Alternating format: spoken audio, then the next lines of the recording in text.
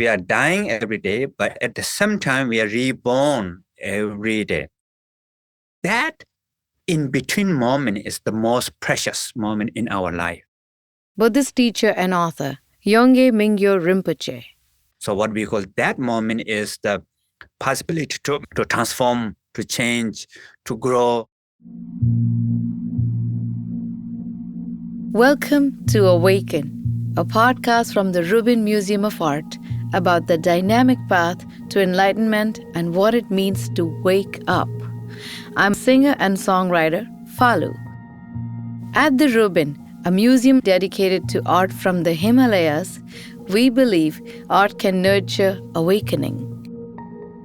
This season, we delve into the notion of life after, those big transitional moments throughout our lives that propel us into the unknown. We have gathered artists, writers, scientists, poets, Buddhist teachers, and others to explore the key events and characteristics of a human life, from birth to death and everything in between, as well as grapple with the ultimate mystery, the afterlife. Their stories offer insights on how to approach change with openness, even amid possible grief or joy, fear or excitement.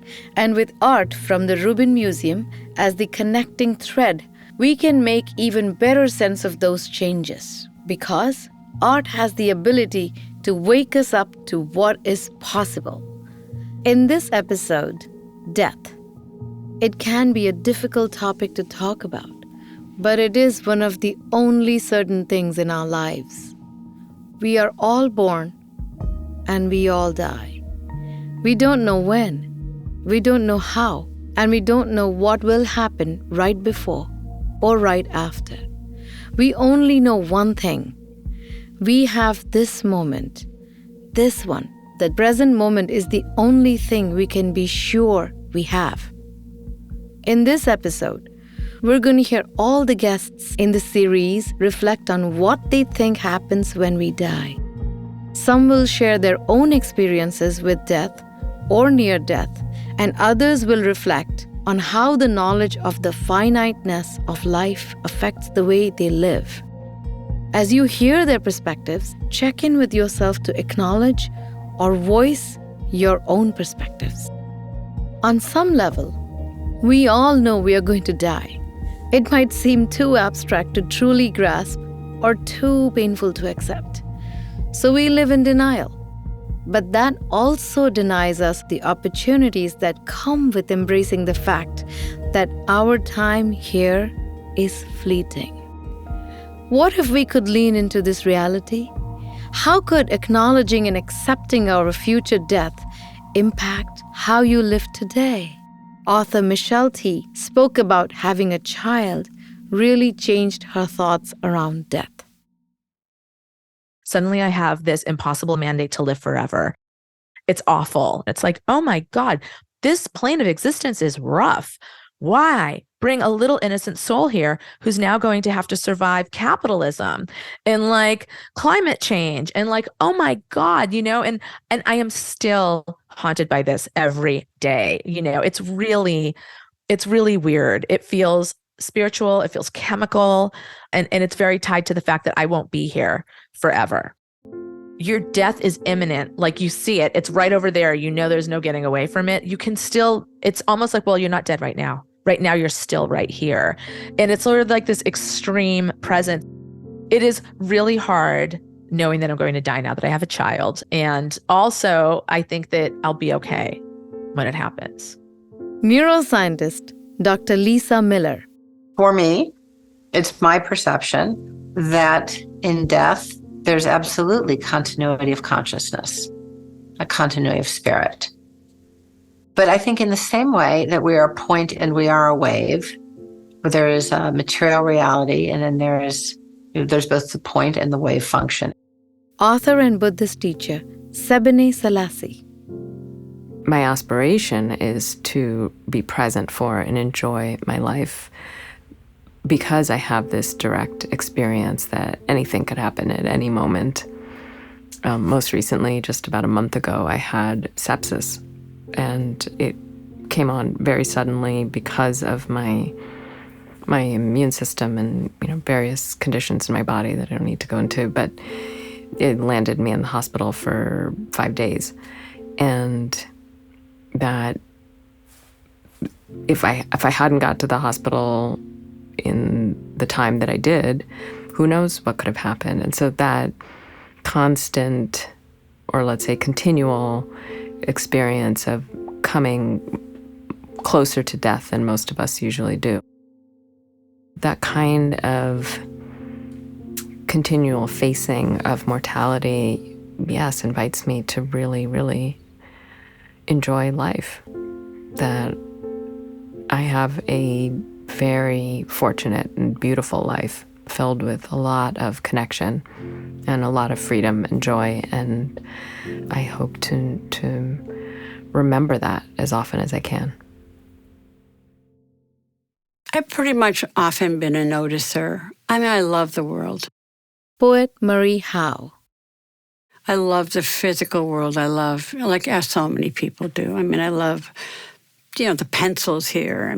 Just the yellow of the pencil. Look at these. This has been with us forever, right? The yellow pencil.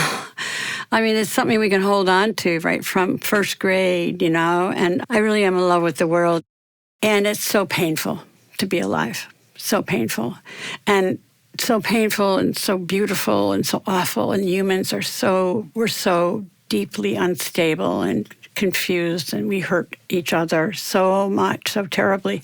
So it's all there, It was like a cartoon in the New Yorker a few weeks ago. Maybe it was not in New York, somewhere else, but two older people were sitting around having a coffee, and someone said, I used to love, drugs, sex, and rock and roll, and now I'm so excited when the chickadee comes to the bird feeder.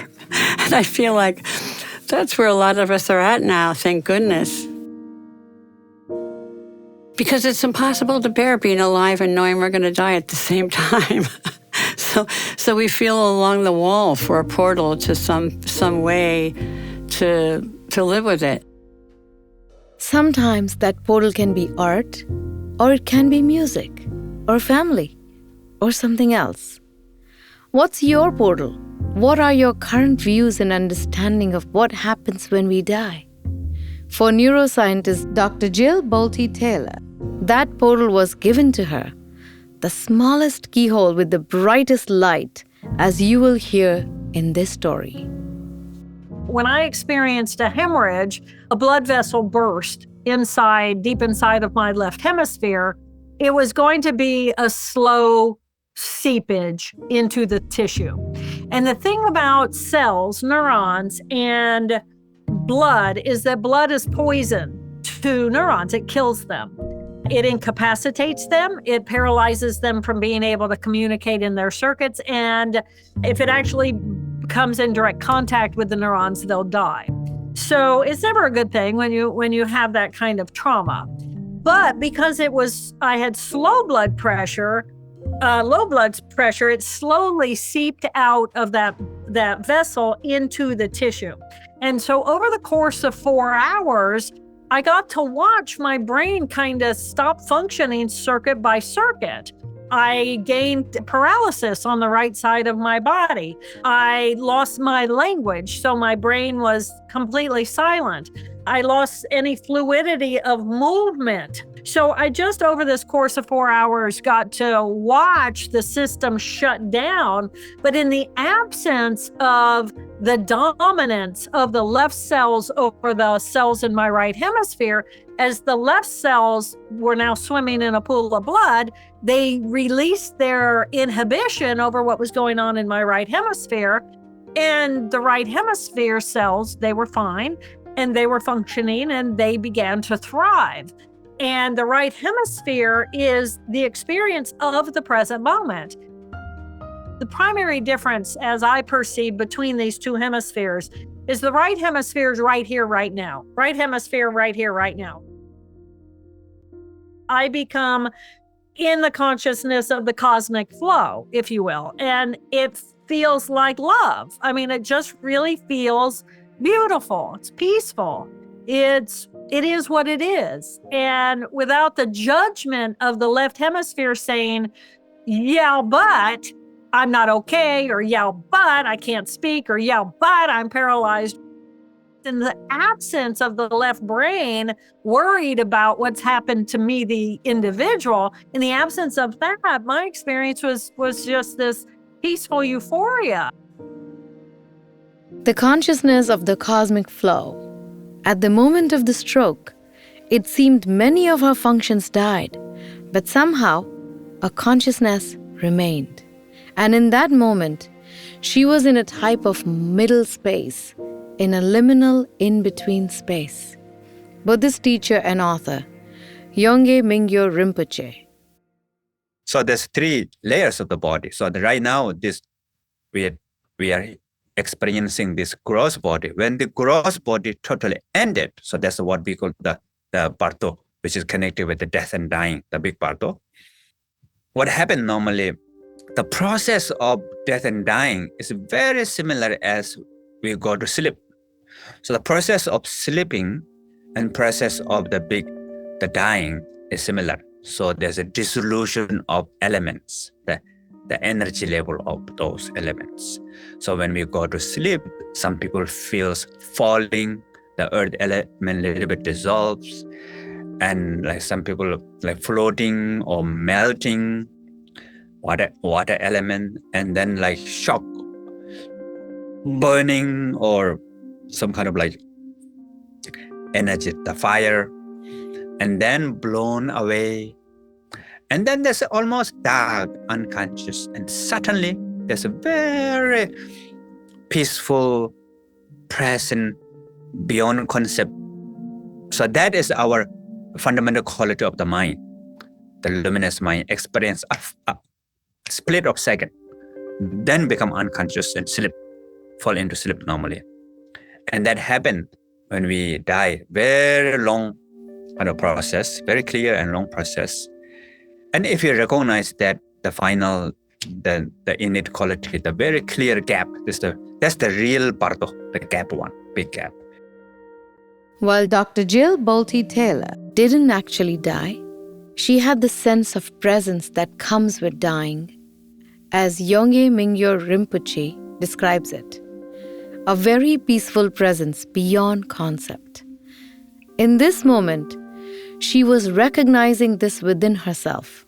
Marie Howe speaks about what she experienced when she witnessed this in someone else, the death of a dear friend. Our friend Billy, a whole gang of us loved Billy. He lived in Provincetown. He had AIDS a long time. And when he died, the moment he died, there were 3 of us in the room. And I thought everybody in the room felt this. So I don't know what to say about that. But what happened was, to me, my experience was, his sister was crying and on his chest. His friend Janice was there. But what I felt was this extraordinary pouring into the room of molecular energy. I mean, like, whoosh, whoosh, whoosh, whoosh. I mean, huge energy pouring out of his body, like joy, ecstatic, whoosh, for minutes and minutes and minutes. And I kept thinking, all this was in Billy, like his sneakers, like his T-shirt, like that, all this. It was as big as a field, bigger, like whoosh. It was just unbelievable. It was vast, ecstatic energy. I was laughing. I was giddy with it.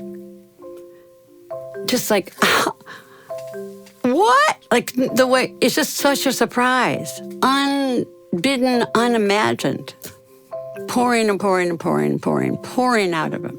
I just thought, okay, well, all right. You know, wow, Billy. Bye. Hello. Bye, hello, you know. We think of a life force, I mean. So I don't know what's going on either, but I really do love the mystery of it. We are this incredible mass of cells, 50 trillion cells. That's like 8,000 times all the people on the planet. I mean, we think there are a lot of people around here. Multiply that by 8,000 of you and me and everyone else. And here we are, right? As this one solid mass of living organism, all interconnected, working together, breathing, living. It's amazing, right? And it is boundless. Neuroscientist Dr. Kay Tai. There are emergent properties that come when you hook all the neurons together. It's far greater than the sum of its parts. Similarly, I think about collective intelligence and a civilization, and it was not a bunch of individual brains in isolation. So many things that I know, I could only know because other individuals learned it first and made it easy for me to learn quickly. And then I could know these things. And so as part of a super organismal brain, which is this collective intelligence, every interaction that you've ever had with any other thing or individual is stored therein. And all the impacts on the universe are still there.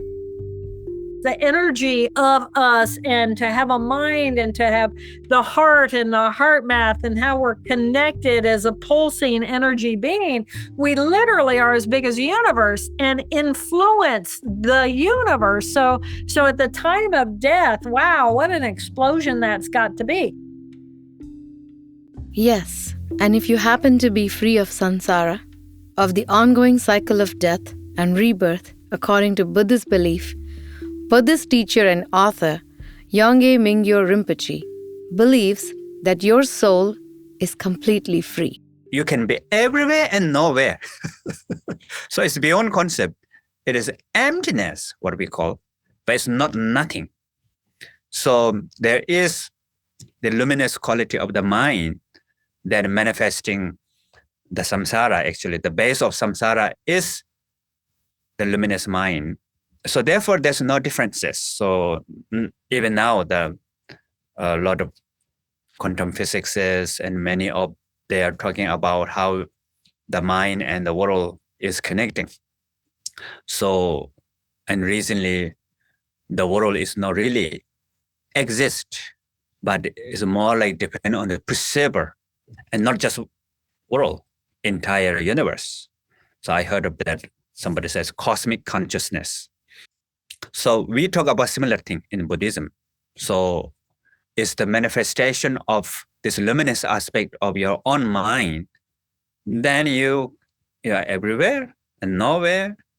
And then you will continue to help other beings until end of samsara. In each episode, we invited one of our guests to reflect on an artwork in the Rubin Museum's collection. For Death, artist Allyson and Alex Gray looked at the leg bone trumpet, an object used by Tibetan tantric practitioners in rituals. Made from a human bone, the trumpet symbolizes death and mortality. It serves as a constant reminder of the uncertainty of life and the nature of impermanence, which encourages tantric practitioners to practice the Dharma, the teachings of the Buddha, while alive. It is a wand. It is an adorned human relic. And it has, precious stones and gold and, the femur, which is what it is, I believe, is like the strongest, biggest bone in the body.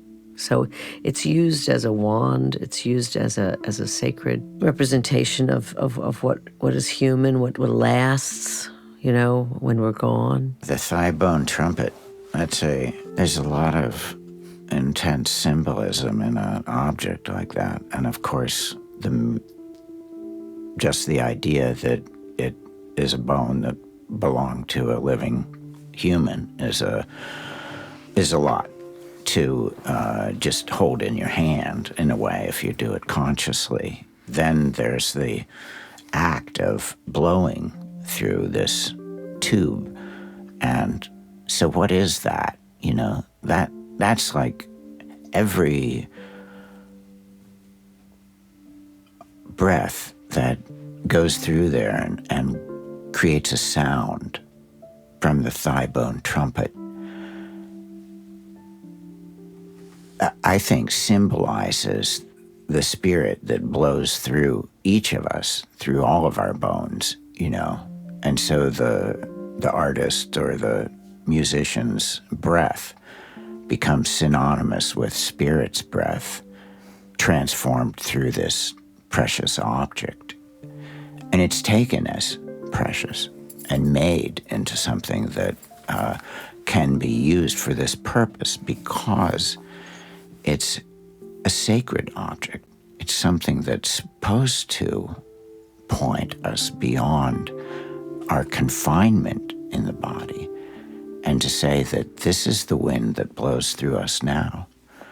And these are the karmic winds, you know, that we're all swirling in. And this is the sound of that. And so just even to point to something like that is just intense. But like you say, it talks about the wind that flows through us. There's like a hollowness about who we are and what we are. In so many ways, what artist Allyson and Alex Gray is touching upon is the duality of death. It's both the end of something, but it can also be the beginning of something else. Whether that something else is another life, a song, a new way of seeing, a different consciousness, or even the beginning of nothingness. It's still a beginning. Death is not the end, and death is not one single moment, as Yongey Mingyur Rinpoche says. Actually, we are dying every day, in between thought, in between concept, in between the transition in our life. It's same as the big death. Sleep also. It's just like big death. It's just like that. There's not really a big deal, actually. The idea that we're going to die is always with us, whether we are thinking about it consciously or not. And for some of us, that idea becomes much more real when something in our life happens to threaten our health or well-being. So when that's overcome, the relief, the joy, the gratitude is immense. Dr. Jill Bolte Taylor. I didn't die. I did not die that day. I did not die that day. I retained the one thing that mattered, life. I maintained my life. And if I'm alive, then I have possibility. And if I have possibility and I pay attention, I have potential. And if I have potential, you never know what is going to come your way. And I'm open and I'm happy and I just, you know, I'm just filled with a sense of glee that I didn't die that day. Artist and co-host of the podcast Ear Hustle, Nigel Poor. I try not to have regrets. Of course, everybody does. And I wish when I was younger, I had, you know, taken full advantage of what life has to offer and not wasted so much time worrying about stuff. But I really do. I get up I don't like going to sleep. Every time I go to sleep, I'm like, I can't wait for the morning. And as soon as the morning comes, I'm up and doing things. I think that awareness of the clock winding down has just made me grateful for every minute, and to have less frustration when things don't go my way or something's hard, to just think, well, I still am getting to experience this. So I've grown much more positive as I've aged. I'm not quite Pollyanna-ish yet, but definitely more grateful for every moment. And realizing, you know, a lot of times at night, was it starting, the sun's starting to go down, I stand out on my front porch and I look outside and I always have the same thought, someday I won't be part of this. And that's okay, because it's really beautiful right now. How does any of it matter in this moment, you know? And that it really gives you a sense of cutting through attachment. Buddhist teacher and author, Spring Washam. Attachments to wanting everything to be stable and solid and everlasting.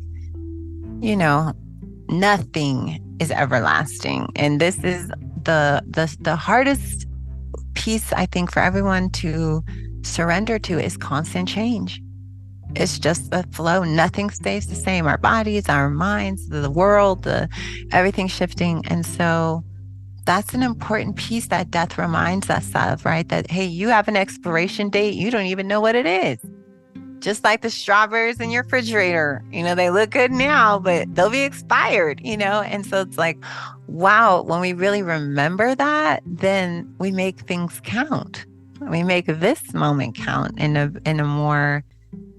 deeper way. So I think it's like the deep wisdom of impermanence.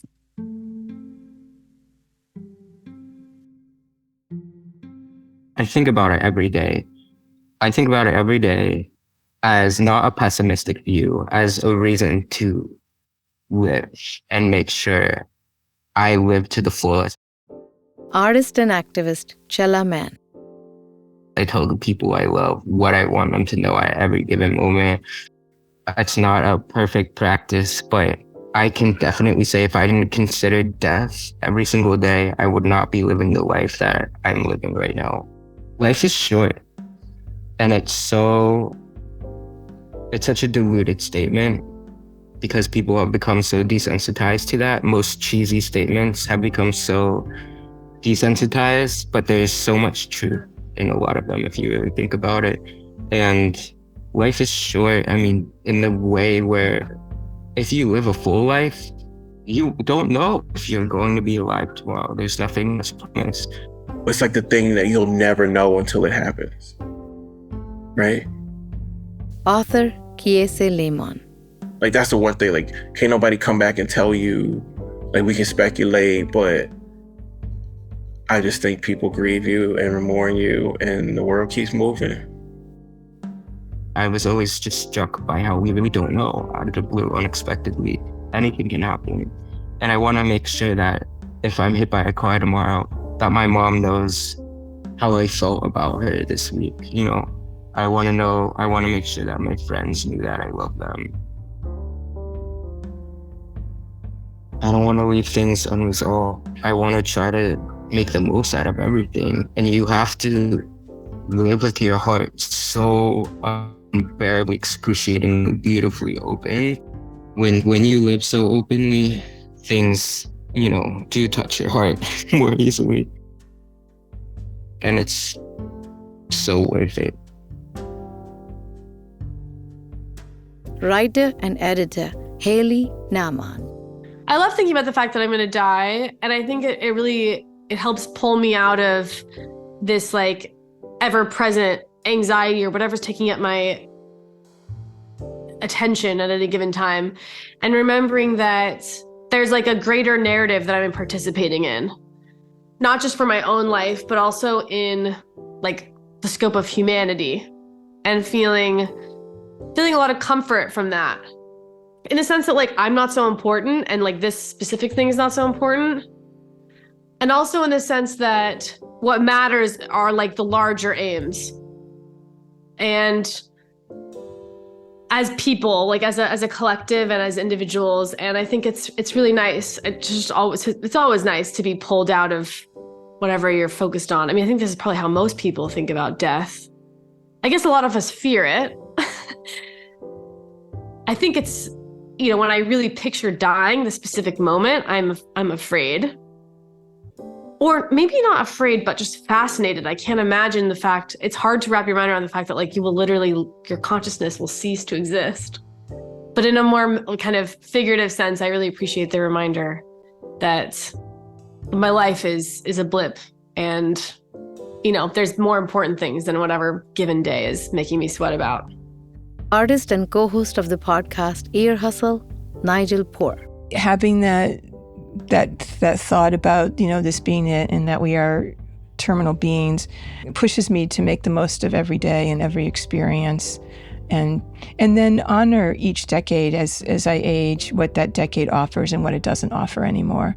So I think about how scary it must be at the end, and I'm sure I'll be afraid just like everybody else, but I hope at the end I'll be comforted by what I did. I want to be present for those experiences.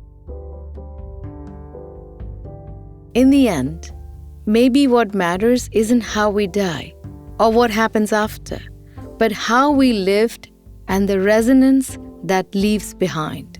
Even if you believe in an afterlife, this life, as you know, it will be over someday. That's what makes life so precious. What if you could embrace death rather than fear it and wake up to the new ways of thinking about life? How does thinking about death impact the way you live your life? If we start having more conversations about these difficult topics, perhaps it could change the way we navigate our world.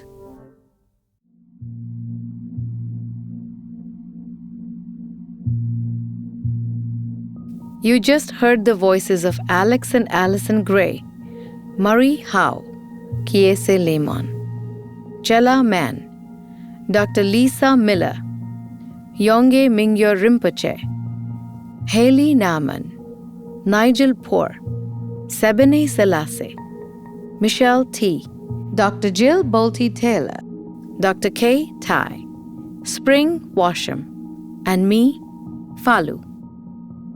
To see the artworks discussed in this episode, go to rubinmuseum.org/awakenpod. You can continue the conversation by following us on Instagram at Rubin Museum. And if you're enjoying the podcast, leave us a review wherever you listen to podcasts and tell your friends. Awaken Season 3 is an 8-part series from the Rubin Museum. Come visit us in New York City or explore rubinmuseum.org to learn more about the museum and about art, cultures, and ideas from the Himalayan region. Awaken is produced by the Rubin Museum of Art with Jamie Lawyer, Sarah Zabrodsky, Christina Watson, Gracie Marota, and Tenzin Gilek, in collaboration with Sound Made Public, including Tanya Katanjian, Sarah Conlisk, Philip Wood, Alessandro Santoro, and Jeremiah Moore. Original music has been produced by Hannes Brown, with additional music from Blue Dot Sessions. Awaken Season 3 and the exhibition Death is Not the End are supported by the E. Rhodes and Leona B. Carpenter Foundation, Ellen Bayard Whedon Foundation, Robert Lehman Foundation, and the Prospect Hill Foundation. The Rubin Museum's programs are made possible by the New York State Council on the Arts, with the support of the Office of Governor Kathy Hochul and the New York State Legislature. Death is Not the End is supported in part by the National Endowment for the Arts. Thank you for listening.